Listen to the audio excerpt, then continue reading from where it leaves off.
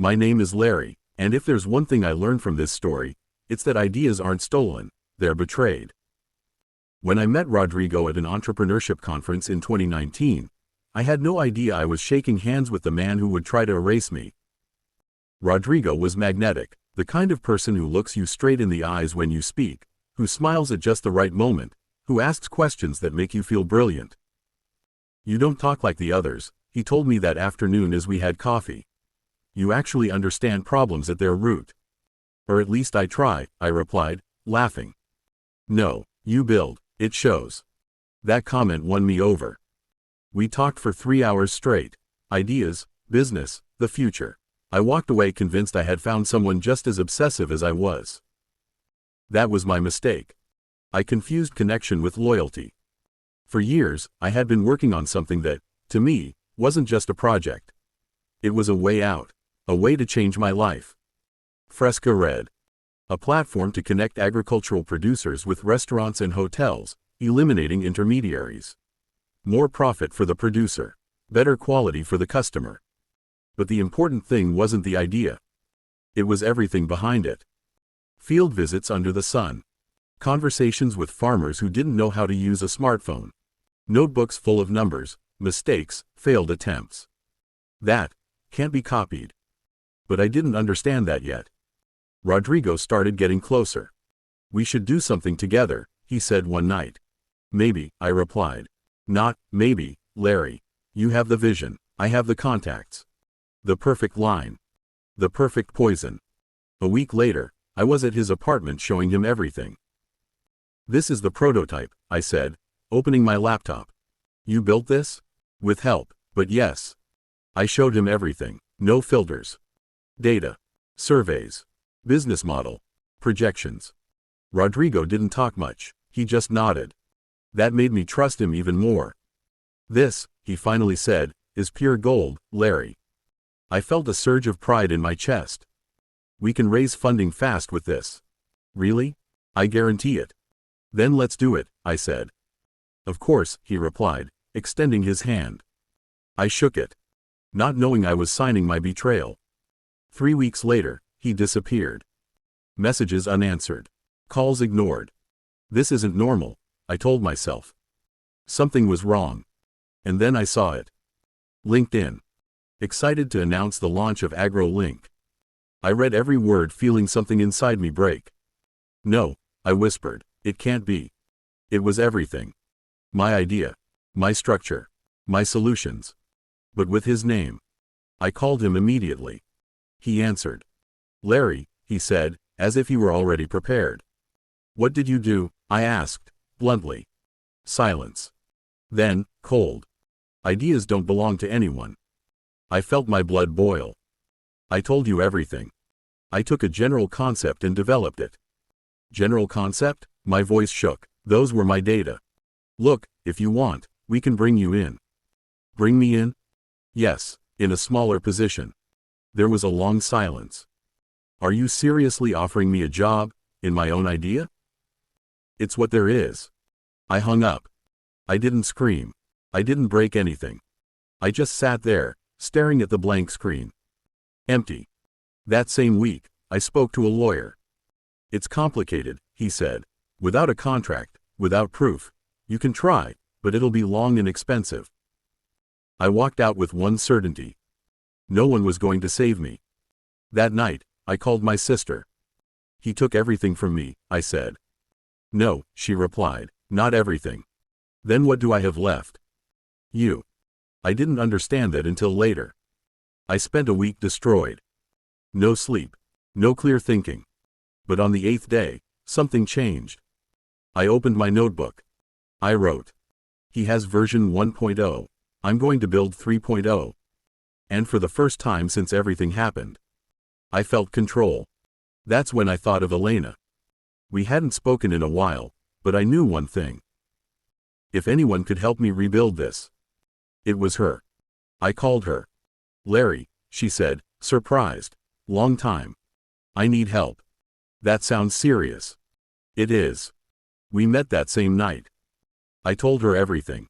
No embellishments. No pride. When I finished, there was silence. They stole your idea, she finally said. Yes. But they don't know how to execute it.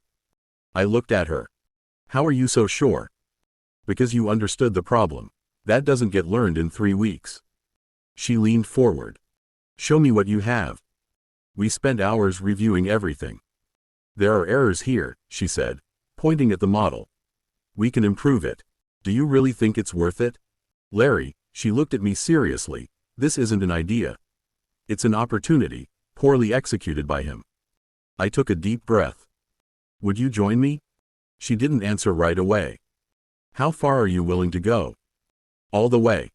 She smiled slightly. Then I'm in. That was the real beginning. Not of the company. Of the comeback. Over the following months, Elena became the heart of the project. This doesn't scale like this, she'd say. We need to rebuild the architecture. Do it, I'd reply. No, do it with me. We argued. You're thinking like a business, not like a user, she'd say. And you like a system, not like a market. That's why it works, she'd reply. Because we're different. We built from scratch. Better. Deeper. Producers with poor signal get left out, she said one night. Then we build offline mode. That's complex. Can you do it? Of course I can. I smiled. I knew you'd say that. Late nights became routine. Cold coffee. Glowing screens. Comfortable silence. Hey, she asked one night, why didn't you quit? I looked at her. Because this isn't about money. Then what? Because they took it from me. She nodded. Then let's take it back. Elena didn't just code. She thought. She questioned. She held me back when needed. We can't launch like this, she said firmly once. We're ready. We're not, and if we launch badly, we lose credibility. I sighed. You're right. I know, she said with a slight smile. It was 8 months of brutal work. No social media. No noise. Meanwhile, Rodrigo was showing up at events. Look at him, a friend told me. Let him, I replied. He needs noise. We don't. When we launched, we did it differently. Direct to the user. Value first, visibility later, Elena said. It worked. We grew fast. Organic. Real. One day, after a long session, we sat in silence in front of the screen. We did it, I said. No, she replied, we're just getting started. I looked at her. You're always one step ahead, aren't you? Someone has to be. We laughed.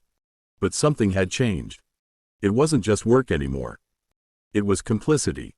Real trust. The journey doesn't end here. If you want to keep discovering more stories and surprises, subscribe to the channel and turn on the notification bell. I promise what's coming next will be even more exciting. See you in the next chapter.